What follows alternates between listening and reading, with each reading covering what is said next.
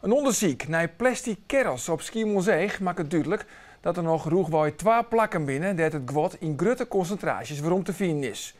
Nadat de MSC Zoe 342 containers kwijtrekken boven de Watereilanden speelden er een heel soort van die kerels aan. Dit is St. Kerel. En daar binnen er nog volle meer van. Op het eerste eeg lezen deze kerels echt overal verstruid op het eiland. Maar wij hebben een student revoen om u te helpen. En die is per stroompeel is hij van de duin naar de Zetaron. En had er op jouw plakken, in zo'n lijn, had er telt. En daarmee had er ook een soort van hotspot meidje kunnen. En dat is hier in de buurt van peel 10. En het is in de buurt van peel 8.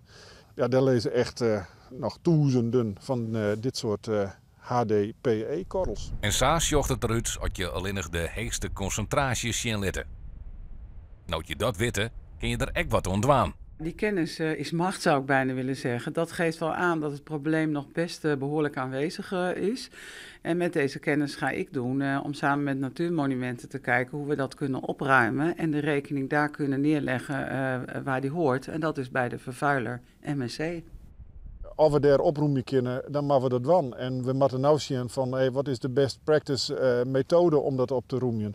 Is dat mij een soort van bladblazer ombouwde stofzoeker? Is dat mij klepelmaaiers om het wat grutser aan te pakken? Het mag gewoon dienen worden. En wij in maart hebben we al een eerste set dienen.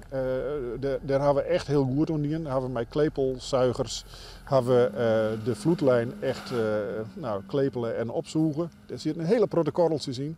We hadden het idee van dat is wel 70% van alle korreltjes die je lezen, dat we die oproemt hebben. Ja, nou die rest van die 30%, daar maken we mee aan de gang. En dan maar hopen dat het net nog een keer misgaat met een containerschip.